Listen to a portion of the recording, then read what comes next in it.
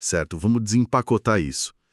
A nossa missão nessa análise profunda de hoje é entrar de cabeça nas complexidades do direito das sucessões. E, mais especificamente, tentar responder quem tem o direito legal de receber uma herança, né? Exato. A gente vai traduzir todo aquele jargão jurídico do capítulo 4 sobre legitimação e capacidade sucessória. E, para quem acompanha a nossa investigação e acha que o tema se resume àquela leitura monótona de um testamento numa sala empoeirada, Com um advogado lendo um papel gigante. pois é, a realidade é muito mais empolgante que isso. A gente vai falar de debates científicos supermodernos, redefinição do que é uma família e até, tipo, embriões congelados. É fascinante porque o direito sucessório, quando a gente tira a camada do vocabulário técnico, ele é, na verdade, um reflexo de como a nossa sociedade valoriza a vida e a autonomia da vontade. Com certeza. Ele mostra até onde o Estado está disposto a ir para evitar fraudes, né? Então, vamos começar pelas regras do jogo, a regra de ouro. A regra básica do Código Civil é bem direta. A princípio, todas as pessoas têm legitimidade para suceder. Seja para receber uma casa, dinheiro, carro. Isso. A exclusão, o fato de você deixar alguém de fora, é sempre a exceção. Mas aí já entra uma confusão que pega muita gente. A diferença entre capacidade civil e capacidade sucessória. Parecem a mesma coisa, mas São mundos diferentes. A capacidade civil é aquela do dia a dia. É o poder de assinar um contrato, comprar um carro, que a gente atinge plenamente aos 18 anos. e a sucessória? A sucessória é só para o contexto da herança.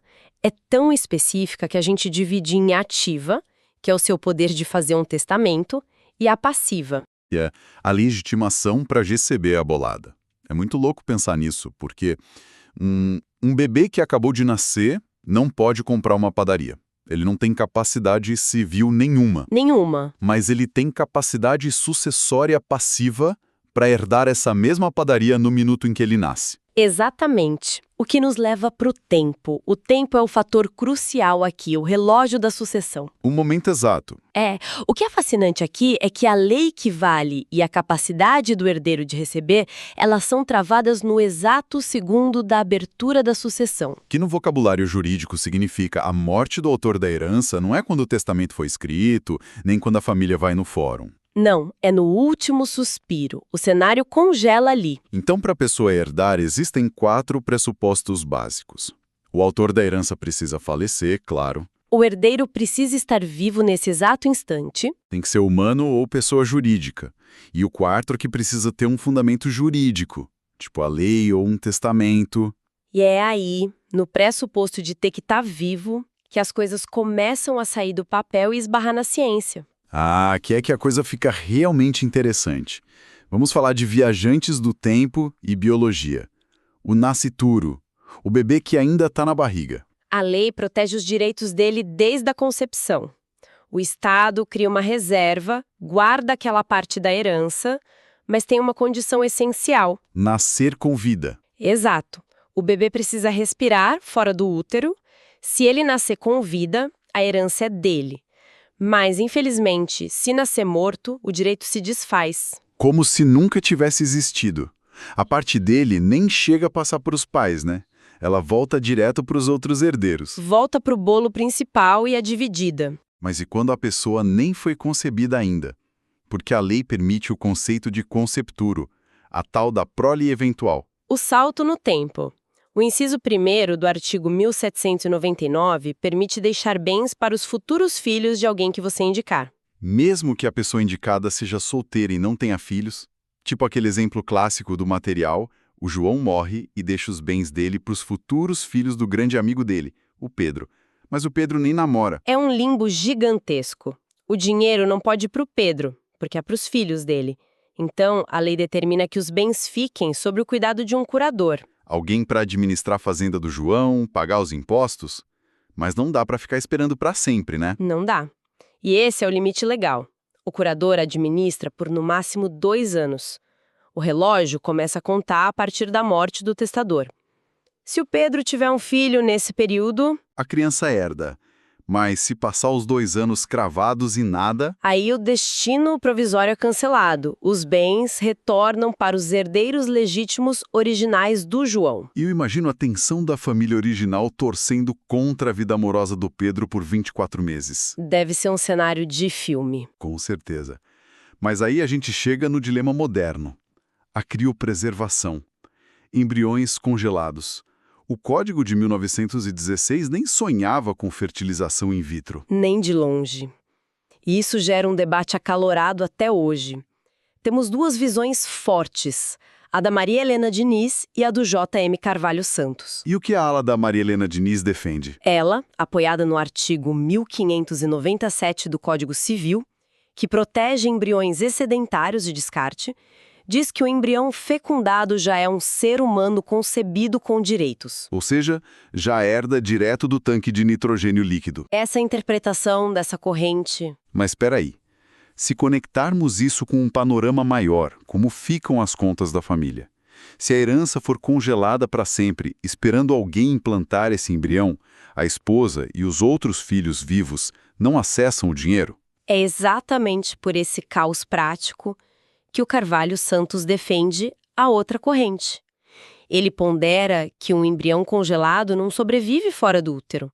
Ele não tem autonomia. Faz sentido. Portanto, ele só adquire a proteção patrimonial e a capacidade de herdar após ser implantado e a gravidez ser clinicamente confirmada, a nidação. É a única forma de evitar que o processo de inventário vire refém de uma clínica de reprodução para sempre.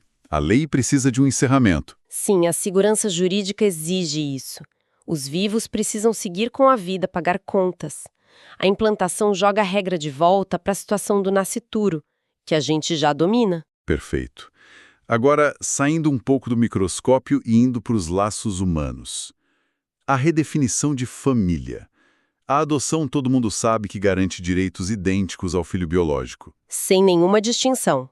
Mas o que mexeu com as estruturas foi o reconhecimento da filiação socioafetiva, a força do afeto valendo herança. O direito chama isso de posse de estado de filho. Não precisa de teste de DNA, é construído na convivência. E a doutrina tem 3 pilares para provar isso: o tractus, o nomen e a sama. Tractus é o dia a dia, certo? Aquele padrasto que cuida da enteada desde pequena, paga a escola, leva no médico, age como pai todos os dias. Exatamente, o tratamento. O nomen é quando a pessoa passa a usar o sobrenome dessa família, mesmo que informalmente no começo. E a fama? A fama é a reputação pública. É como a comunidade, os vizinhos, a escola enxergam aquela relação. Se todo mundo diz que são pai e filho, o Estado reconhece. Isso acaba até validando a velha adoção à brasileira, não é? A pessoa registrava o filho de outro no próprio nome, o que era tecnicamente uma fraude, mas depois de 30 anos de amor e cuidado... O afeto supera o erro do passado. A justiça entende que seria muito cruel deserdar um filho socioafetivo só por causa de uma falha burocrática lá no registro inicial. Incrível como a lei vai se moldando. E mudando de figura de novo, o pessoal sempre pergunta se uma empresa pode receber herança. Pela via legítima, aquela ordem natural de filhos, cônjuge, pais, não. Nenhuma empresa herda automaticamente. Mas por testamento a coisa muda. Muda totalmente. Você pode deixar o seu dinheiro para um hospital, uma ONG, ou mandar criar uma fundação que nem existe ainda. O juiz segura o dinheiro até a fundação ser criada legalmente. Mas tem uma barreira aí, não tem? Para pessoas jurídicas em liquidação. É uma restrição bem rigorosa. Se a empresa está em fase de liquidação, ela já está num processo de falecimento legal. A função dela agora é só pagar credor e fechar a porta. Não faz sentido jogar uma herança nova lá dentro, já que a vontade do testador não seria cumprida. O dinheiro ia só sumir para pagar a dívida antiga. Exato. O legislador bloqueia isso. Falando em bloquear, a gente entra na parte que parece filme de investigação. Os suspeitos. O artigo 1801. O Clube dos Excluídos da Herança por Testamento. O Estado intervém pesado aqui. Quem são essas pessoas que a lei simplesmente proíbe de herdar por serem suspeitas? A lista visa proteger a vontade livre do testador. Então não pode herdar a pessoa que redigiu o testamento a pedido do falecido, nem os familiares próximos de quem redigiu. Faz sentido. O cara tá lá ditando no leito de morte, quem escreve não pode colocar o próprio nome ou o nome do irmão na divisão. Seria um prato cheio para fraude. Totalmente. Também estão excluídas as testemunhas que assinaram o documento e o tabelião do cartório que aprovou. É para manter a isenção absoluta de todo mundo envolvido. Mas a regra que mais dá o que falar é a do inciso 3º, a regra da concubina. O famoso amante. A lei diz que o concubino de uma pessoa casada não pode herdar por testamento. Tentando proteger a família oficial, imagino. A menos que a pessoa já estivesse separada de fato há mais de 5 anos. Mas aí que entra a grande reviravolta do artigo 1803. Essa é a parte mais brilhante dessa discussão, porque levanta uma questão essencial sobre a Constituição. O amante não pode herdar, mas e se dessa relação extraconjugal nascer um filho? Pela lógica do Código Civil antigo, a família oficial tentaria bloquear dizendo que o testamento para essa criança seria uma forma indireta de beneficiar o amante. Sim, tentariam anular, mas o artigo 1803 garante que o testador pode deixar bens para essa criança. Por quê? Porque a nossa Constituição Federal não permite. Artigo 227. É proibida qualquer discriminação entre filhos. Um filho é um filho, não importa se veio do casamento, de fora do casamento ou se foi adotado. Exato. A origem do relacionamento não pode punir a criança. O direito do filho supera qualquer bloqueio que o Código Civil tente impor para punir a traição. Impressionante. É muita coisa para absorver. Tantas regras para blindar contra a fraude, acomodar a ciência, reconhecer laços de afeto. Então, o que tudo isso significa no fim das contas? Significa que entender essas regras de capacidade sucessória não é só um exercício para advogado, é sobre compreender como a gente planeja o futuro.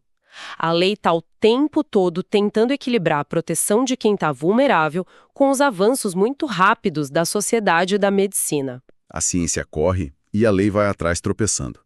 E é bem nessa corrida que eu queria deixar um pensamento provocativo para o pessoal que está ouvindo explorar durante a semana.